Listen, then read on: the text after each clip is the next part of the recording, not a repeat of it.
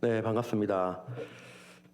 저희는 지금 고난주간을 맞이하고 있습니다. 그리고 고난주간을 계속 묵상하고 예수님께서 십자가를 지신 그 시간들을 우리가 계속적으로 묵상하고 있는 시간을 가지고 있습니다. 네, 오늘 말씀은 누가복음 22장 54절부터 62절까지의 말씀인데요. 죄송합니다. 여러분에게 한번 질문을 드려보겠습니다. 여러분 베드로에 대해서 얼마나 알고 계신가요? 베드로에 대해서 베드로라고 생각하면 여러분들 어떤 단어가 떠오르시나요? 저는 솔직히 이런 단어가 떠오릅니다. 굉장히 단순하고 과격하다라는 단어가 떠오릅니다. 여러분은 어떠신가요? 베드로라고 하면 좀 이런 이미지가 연상되지 않으십니까? 우리가 흔히 생각하는 베드로는 예수님에 대해서 믿음이 굉장히 대단하고 직설적이고 자신의 온몸이라도 불사를 정도의 그 열정을 가지고 예수님을 따랐던 인물로 생각합니다. 그래서 성경 말씀에 나오는 이 베드로의 모습을 보면 베드로는 가만히 있지 못합니다. 언제 어디서든지 그 행동대장처럼 늘 앞서서 행동을 해야 하고 그래야 직성이 풀리는 베드로의 그런 캐릭터를 가지고 있는 것이죠. 베드로는 예수님에 대한 그 믿음에 대한 그 열정을 주체하지 못했습니다. 성경 말씀을 읽다 보면 베드로를 보면 참 재미있는 캐릭터다라는 것을 발견합니다. 어떻게 보면 저에게는 조금 없는 그런 캐릭터라서 베드로의 모습을 보면 참 재미있다라는 생각이 들 때도 있습니다. 그런데 오늘 말씀에서 보면 베드로는 우리가 흔히 알던 그 베드로의 모습이 아니라 전혀 우리가 원래 알고 있었던 그 베드로의 이미지와는 전혀 다른 모습을 우리 가운데 보여줍니다. 54절 말씀을 보시면 이렇게 기록합니다. 예수를 잡아 끌고 대제사장의 집으로 들어갈새 베드로가 멀찍이 따라가니라. 여러분 말씀을 보시면 베드로가 멀찍이 따라갔다라고 합니다. 이 모습을 보면 우리가 흔히 아는 베드로의 모습과 거리가 꽤 멀어 보입니다. 유월절 만찬을 마치고 제자들의 발을 일일이 씻겨 주셨던 예수님께서 그 밤에 겟세마네 동산에 가셔서 밤새도록 기도하셨습니다. 그리고 그 다음날 새벽에 가룟 유다에게 배신을 당해서 이제 붙잡혀서 끌려가게 되었죠. 베드로는 예수님을 붙잡으러 온 대제사장들과 그리고 칼과 몽치를 든 성전 경비대장 그리고 장로들 앞에서 대제사장의 종 말고의 오른쪽 귀를 칼로 쳐서 잘라버립니다. 예수님께서는 말고에 잘려나간 귀를 주어서 다시 그 말고의 귀에 붙여주셨습니다. 그리고 베드로에게 말씀하셨죠. 칼을 칼집에 꽂으라. 아버지께서 주신 잔을 내가 마시지 않겠느냐라고 하셨습니다. 그 새벽에 겟세마네 동산에서 칼을 뽑아서 휘두르며 예수님을 위해서 앞장서서 행동했던 베드로였습니다. 그런데 예수님께서 끌려가신 그 대제사장의 집들에서는 베드로는 비겁해졌고 나약한 모습을 드러내기 시작했습니다. 그 시간에 베드로 이외의 모든 제자들은 이미 다 뿔뿔이 흩어져 버린 뒤였습니다. 그나마 베드로는 대제사장의 집 뜰로 끌려가시는 그 예수님의 뒤를 멀찍이서 뒤따라가고 있었던 것이죠. 근데 왜 베드로는 멀찍이 떨어져서 예수님을 쫓아갔을까요? 마태복음 26장 58절에서는 결말을 보러 쫓아갔다라고 적혀 있습니다. 베드로가 예수님을 쫓아갔던 이유는 바로 그 결말을 보기 위해서, 그 결말이라 하면 결국은 자신의 유익을 위한 것이었습니다. 바로 말고의 길을 다시 붙였던 예수님께서 가만히 무리를 쫓아가는 것을 보고 이제 베드로는 예수님께서 다른 계획을 세우셔서 그들을 치리하고 그들을 징벌하고 예수님께서 큰 기적을 베푸셔서 그들을 붙잡은 사람들을 굴복시키는 모습을 아마 기대했을 것입니다. 하지만 예수님의 모습은 베드로의 기대와는 달랐습니다. 요한복음에 의하면 예수님은 오히려 대제사장의 아랫사람에게 손찌검을 당하였다라고 기록합니다. 베드로의 마음은 점점 작아지며 대제사장의 집들 가운데서 모닥불을 쬐고 있는 그 자신을 보며 두려움에 떨고 있는 스스로의 모습을 발견하게 됩니다. 이 순간 베드로의 마음은 자신의 모든 기대가 철저하게 무너지는 것을 경험하였을 것입니다. 사람들에게 붙잡혀가는 그 예수님을 멀찍이 따라가며 혹시나 하는 마음으로 예수님을 향한 기대를 저버리지 않았던 베드로였습니다. 베드로가 경험한 예수님은 죽은 자도 살리신 예수님이셨고 로마의 압제로부터 온 이스라엘을 구원할 만한 그런 능력과 파워를 가지신 구원자였기 때문이었습니다. 이런 상황 가운데 베드로는 뜰에 앉아서 불을 쬐고 있습니다. 그 모습을 본 한 여자가 베드로를 향해서 말합니다. 이 사람도 그와 함께 있었느니라.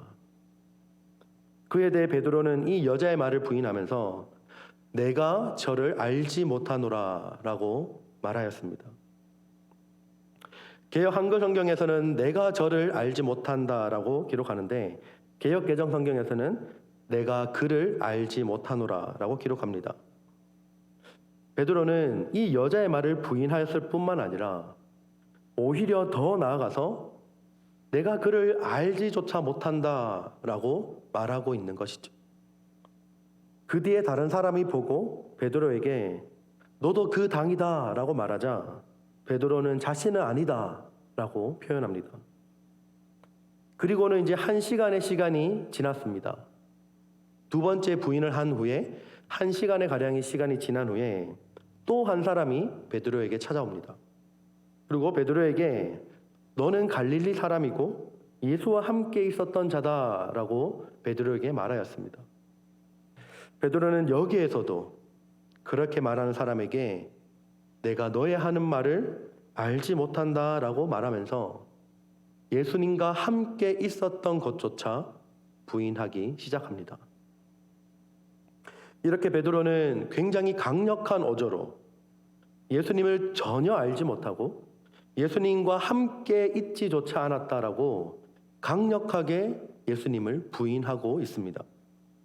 그것도 한 번도 아니라 바로 3번이나 말이죠.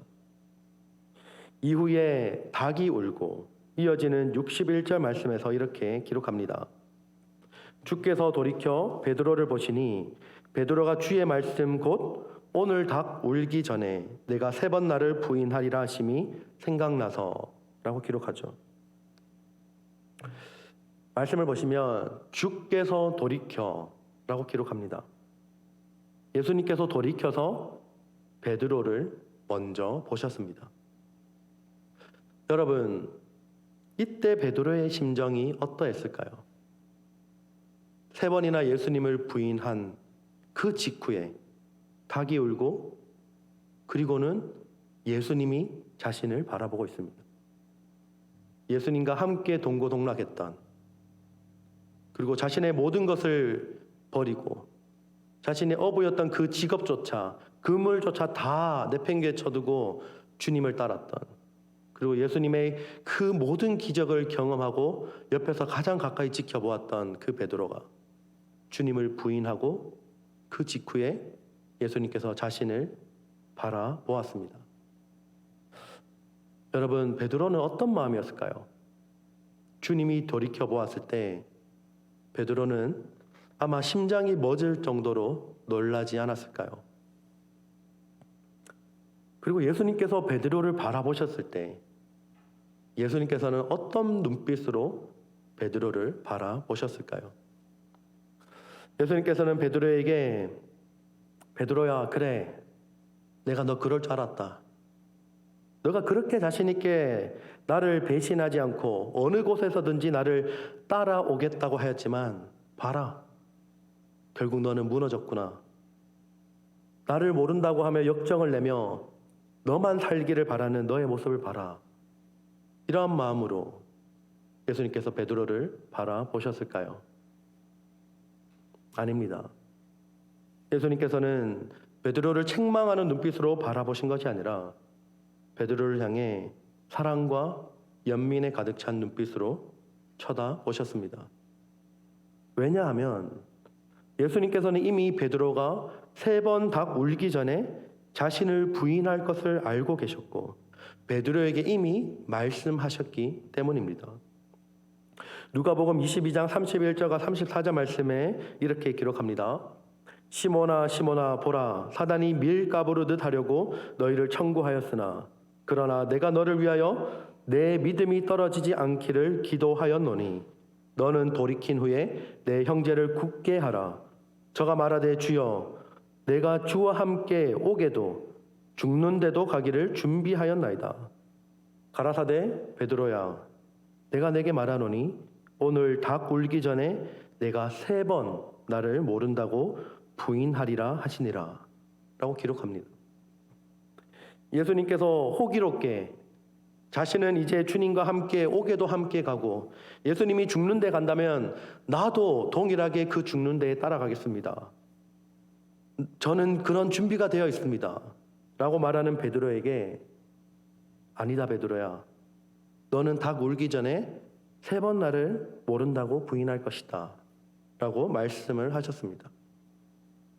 베드로는 자신을 돌이켜보시는 예수님을 보았고 자신이 예수님을 부인할 것이다 라는 그 주님의 말씀이 생각이 났습니다. 그리고는 62절 말씀에 베드로는 이렇게 반응을 하죠. 밖에 나가서 심히 통곡하니라. 밖에 나가서 베드로는 심히 통곡하고 울었습니다. 심히 통곡한 베드로의 반응은 자신의 모습을 바라보며 통회하고 자복하여 베드로에게 이제 회복이 일어난 것을 우리 가운데 알려줍니다. 베드로가 내가 그를 알지 못하노라 라고 말하며 3번이나 부인한 가운데 이 참회의 눈물을 흘리며 회복할 수 있었던 이유는 무엇일까요? 여러분 말씀을 잘 보시면 거기에 답이 있습니다. 그 회복의 시작은 바로 예수님께서 돌이켜 베드로를 보셨을 때부터 시작이 됩니다. 주님은 제자 베드로를 바라보셨습니다. 책망과 원망의 눈빛이 아니라 자신을 부인하고 자신을 배신한 그 제자 베드로를 바라보는 예수님의 그 자비와 긍휼과 사랑의 눈빛으로 베드로를 바라보셨습니다. 자신을 바라보시는 예수님의 시선과 마주친 베드로는 마음의 찔림을 받고 통곡을 하였습니다. 자신은 모른다고 부인하고 주님을 멀리했지만 예수님께서는 여전히 자신을 향한 사랑의 시선을 거두지 않으셨기 때문입니다. 우리가 주님을 바라볼 때 우리는 우리를 바라보시는 주님의 시선을 볼 수 있습니다. 나의 연약함을 아시고 내 한계를 아시고 언제나 어디서든 넘어지고 주님을 모른다라고 배신하는 우리를 너무나 잘 아시고 그럼에도 불구하고 우리를 바라보시는 것입니다. 우리도 때로는 베드로처럼 이러한 상황과 고통스러운 현실에서 벗어나게 해줄 예수님을 바라보고 우리의 기대한 바대로 이루어지는 그 하나님의 뜻을 구할 때가 많이 있습니다. 하나님께서 원하시는 하나님의 뜻이 아니라 우리가 원하는 그 뜻을 하나님의 뜻이라고 말하며 기도하며 그 뜻대로 이루어지기를 기도하며 그런 하나님을 믿을 때가 많이 있다는 것입니다. 그래서 그 뜻이 이루어지지 않으면 하나님에 대한 원망과 분노를 표출하며 때로는 상황이 불리해질 때면 우리가 하나님을 알지 못하는 사람처럼 살아갈 때가 많이 있다는 것입니다. 그럴 때 우리는 다시 한번 우리를 바라보시는 주님의 그 시선을 바라보아야 합니다. 주님의 시선을 바라보는 자들에게는 회복이 있습니다. 누가복음 19장에 보시면 삭개오가 예수님을 만나는 장면이 나오죠. 삭개오가 어디에 있을 때 예수님을 보게 되었나요? 바로 뽕나무 위에 있을 때였습니다. 개역 개정판에는 돌무화과 나무로 번역되어 있죠. 누가복음 19장 5절 말씀에 이렇게 기록합니다. 예수께서 그곳에 이르사 우러러 보시고 이르시되 삭개오야 속히 내려오라. 내가 오늘 내 집에 유하여야 하겠다 하시니, 예수님께서 이제 여리고 지역을 지나가실 때 예수님을 보려고 수많은 사람들이 나와왔습니다. 그래서 그 수많은 인파 속에 키가 작은 삭개오는 예수님을 도저히 볼 수가 없었습니다. 그래서 삭개오는 그 뽕나무, 즉 돌무화과 나무 위로 올라가게 됩니다. 예수님께서 지나가시다가 돌무화과 나무에 있는 삭개오를 바라보셨습니다. 수많은 사람들이 쳐다보고 있는 예수님께서 수없이 많은 인파가 한 사람을 집중하고 있는 그 상황 가운데에서 예수님께서 다른 곳을 보고 계신다면 사람들의 시선이 어디로 향할까요? 제가 이렇게 여러분을 바라보고 있는데 여러분은 저를 쳐다보고 있습니다. 근데 제가 갑자기 고개를 돌립니다. 그럼 여러분들은 어떤 반응을 보일까요? 동일하게 이쪽으로 시선이 가지 않을까요? 지금 그런 상황입니다.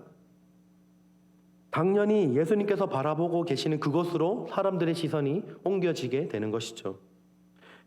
그곳에는 바로 삭개오가 있었습니다. 세리장인 삭개오를 사람들은 비웃고 조롱하는 눈초리로 바라보았을 것입니다. 삭개오는 그 수많은 사람들의 시선과 눈총에도 예수님의 시선을 바라보았습니다. 그 순간 예수님께서 말씀하셨습니다. 삭개오야, 속히 내려오라. 내가 오늘 내 집에 유하여야 하겠다 라고 말씀하십니다.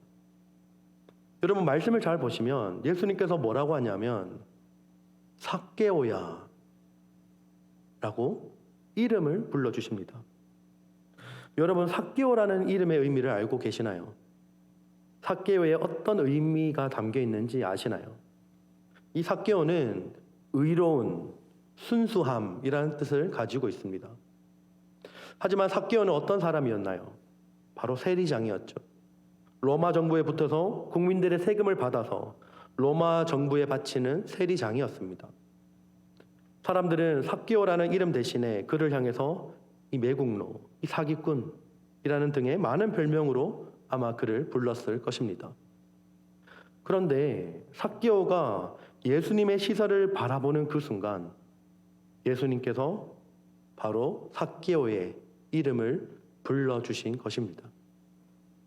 만약 삭개오가 사람들의 시선을 신경 썼다면, 수없이 많은 인파가 자신을 바라보는 그 조롱 섞인 눈초리를 신경 썼다면 아마 부끄러움과 수치심 때문에 예수님을 바라보지 못하였을 것입니다.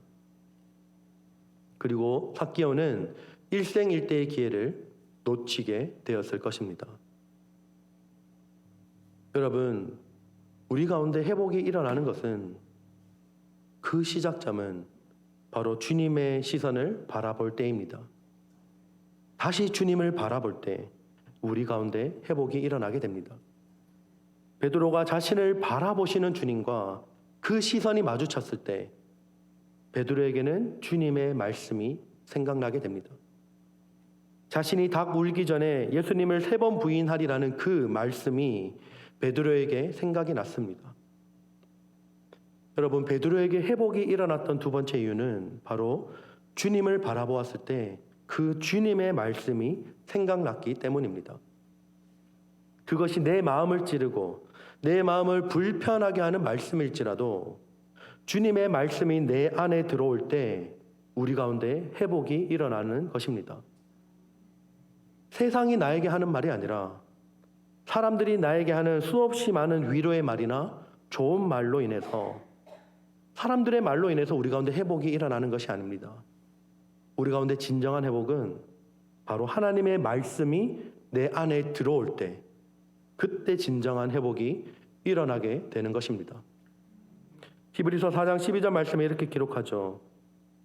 함께 읽어볼까요? 시작. 하나님의 말씀은 살았고 운동력이 있어 좌우에 날선 어떤 검보다도 예리하여 홍과 영과 및 관절과 골수를 찔러 쪼개기까지 하며 또 마음의 생각과 뜻을 감찰하나니. 아멘. 나를 감찰하시고 나의 마음을 아시는 그 하나님의 말씀이 내 영혼 가운데 심겨질 때 우리에게는 회복이 일어나게 되는 것입니다.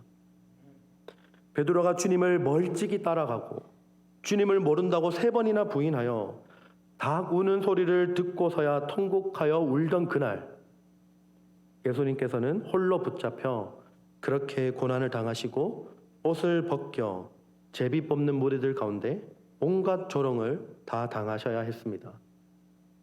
예수님의 얼굴에 침을 뱉고 주먹을 치고 손바닥으로 얼굴을 때리는 그 조롱을 예수님께서는 당하셔야 했습니다. 얼마나 채찍에 맞고 또 맞았는지 거의 죽은 상태가 되었죠. 머리에는 가시관을 씌웠고 그 무거운 십자가를 지고 넘어지고 쓰러지며 채찍에 맞고 또 맞으셨습니다.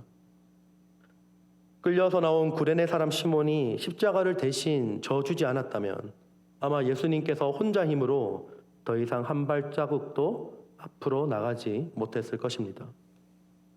예수님의 얼굴과 온몸은 피투성이가 되었고 살점은 뜯어져 나가는 무서운 채찍질을 계속적으로 당해야 했습니다. 그렇게 예수님께서는 그 골고다 언덕에서 십자가에 달려 처절하게 못 박혀 죽으셨습니다. 처음에 바울이 기대한 바대로 예수님께서 자신을 끌고 가는, 그리고 예수님을 조롱하는 그 자들을 전부 다 무릎 꿇리고 왕 중의 왕으로 군림했던 것이 아니라 철저하게 십자가에서 조롱당하며 예수님께서는 그 십자가에서 가장 잔인하고 가장 저주스러운 죽음을 당해야 했습니다. 그런데 이것이 바로 하나님의 뜻이었습니다. 철저하게 사람들의 기대와는 다르게 십자가에서 죽으셔야 했던 것이 바로 하나님 아버지의 뜻이었습니다. 그 아들이 십자가에 죽는 것을 보고도 가만히 계셔야 했던 그 순간이 바로 하나님의 뜻이었습니다. 충분히 예수님을 십자가에 못 박으려는 사람들을 벌하고 응징할 수 있었던 능력을 주님은 갖고 계셨지만 그렇게 하지 않고 참아야 했던 것이 하나님 아버지의 뜻이었습니다. 그 하나님 아버지의 뜻대로 십자가에 죽으신 예수님께서 부활하시고 베드로에게 찾아오십니다. 요한복음 21장에 가면 예수님을 떠나고 다시 이제 옛 터전으로 돌아가 물고기를 잡고 있는 베드로에게 예수님께서 찾아가십니다. 그리고 베드로를 위해서 아침을 준비해 주시고 그렇게 민망하고 실패와 나락으로 떨어져 있는 베드로에게 주님은 말씀하십니다. 베드로야, 내가 나를 사랑하느냐? 베드로야, 내가 나를 사랑하느냐? 베드로야, 내가 나를 사랑하느냐? 3번이나 질문하십니다. 그때 베드로는 예수님께 대답하였습니다. 내가 주를 사랑하는 줄을 주께서 아시나이다 라고 대답하였죠. 그러면서 주님은 베드로에게 말씀하셨죠. 내 양을 먹이라, 내 양을 치라, 내 양을 먹이라 라고 말씀하시면서 그 베드로에게, 나락으로 떨어져서 아무런 소망 없이 살아가던 그 베드로에게 다시 사명을 주시고 회복시켜 주셨습니다. 여러분, 우리는 연약합니다. 예수님의 제자였던 베드로도 자신의 연약함으로 주님을 3번이나 부인하기까지 하였습니다. 내가 그를 알지 못하노라 라는 이 고백에 비단 베드로의 고백만이 아님을 우리는 기억해야 합니다. 우리도 우리의 일상 속에서 조금만 내가 원하는 대로 환경이 따라주지 않고 내가 원하는 뜻이 마치 하나님의 뜻인 것처럼 생각하며 그 뜻이 이루어지지 않을 때 내가 더 이상 주님을 모르겠습니다 라는 그 삶의 태도를 보이며 살아가고 있지는 않으십니까? 그러나 주님은 우리의 이런 연약함을, 우리가 배신할 것을 주님은 알고 계십니다. 우리가 넘어질 것도 알고 계십니다. 주님은 우리의 연약함 때문에 온전한 삶을 사셨고 우리의 허물과 죄 때문에 십자가를 지셨습니다. 우리가 그럴 때 주님을 부인하며 살아갈 때 그때 해야 하는 것은, 나락 가운데 우리가 떨어져 있을 때 해야 하는 것은 바로 나를 향하신 그 주님의 시선을 다시 한번 바라보는 것입니다. 그리고 그 주님의 말씀을 다시 한번 기억해내고 말씀을 가까이 해야 하는 것입니다. 그렇게 살아가는 우리에게 이제 더 이상 내가 그를 알지 못하노라, 내가 예수님을 더 이상 알지 못합니다 라는 고백 대신 주님, 내가 주님을 사랑합니다. 내가 주님을 사랑합니다. 내가 주님을 사랑합니다 라는 이 고백의 울림이 늘 함께 하게 될 것입니다. 사랑하는 성도 여러분, 오늘 말씀 가운데 들려주신 이 회복과 이 고백이 늘 우리 모두에게 새겨지는 귀한 고난주간 되시기를 주님의 이름으로 축복합니다.